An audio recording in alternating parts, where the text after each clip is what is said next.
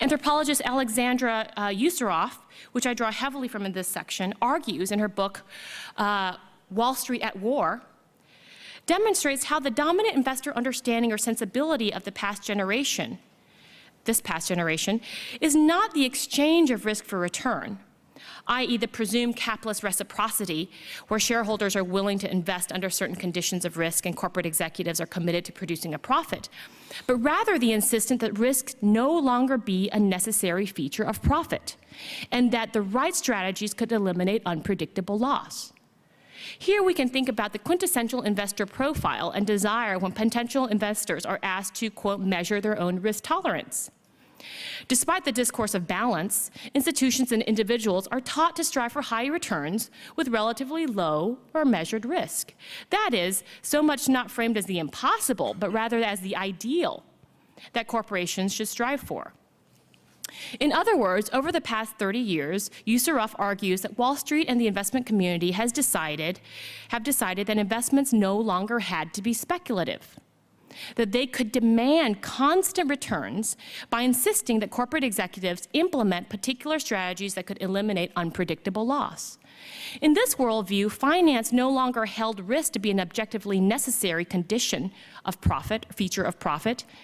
In fact, this changing consensus is manifested through the demand from the financial community that unless corporate America can calculate and eliminate future losses, investments simply won't happen. The fact that receiving a AAA credit rating from a credit agency sanctioned by Standard & Poor's, Moody's, or Fitch means to be 95% risk-free, and that securities can be only invested in if they are, quote, investment grade, meaning that they have above a BB rating, which is 88% risk-free, signals this new sensibility. Thus, the notion that, quote, while investors will certainly regret any financial loss, they also know that a healthy competitive dynamic depends upon their willingness to risk uncertainty for profit, end quote, is from an outdated practice of managerial capitalism that a finance and investor-driven system does not necessarily abide by.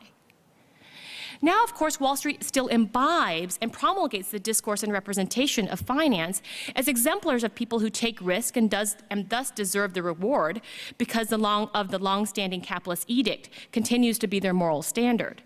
The willingness to risk their shirts is precisely what makes the investor virtuous. How they reconcile this through daily practice needs more investigation, but one way is through the symbolic reference and use of calculable technologies, the embracing of the notion that significant advances in technological, statistical, and mathematical techniques and modeling have allowed them to control risk. Now, to give this shift a little bit more historical context, Ouroussoff has argued that according to corporate executives, quote, until the 1980s, the collective judgment of the financial community had been that risk, that is to say, immeasurable uncertainty, was a condition of profit. The investment community and corporations both worked under the assumption that immeasurable uncertainty is intrinsic to innovation. A common assumption was that risk, entailing the possibility of loss, was essential to profit. End quote. The idea that management should be expected to assess future liabilities accurately and count them against future earnings growth would have been regarded by previous generations of investors as unrealistic. Ouroussoff states that this was the previous framework of values, which had followed from investors' prior understanding that a constantly changing environment produced by market competition generates too many variables for risk to be assigned determinate probabilities. An explicit part of the understanding was, since executives cannot make a profit without generating immeasurable uncertainty, investors cannot expect a return without risk. Productive capital thrived on uncertainty. One of her informants, David, a manufacturing CEO, talked explicitly about what he called the dictatorship of financial markets, where he felt like a child, unable to move, unable to develop, but rather only to maneuver within the limited room structured by financial and investor expectations. Ouroussoff thus argues that, quote, a change in consensus among investors has meant that executives now find themselves working under impossible demands, constant returns while eliminating risk, undermining for corporate managers their prior understanding of how productive capitalism used to work.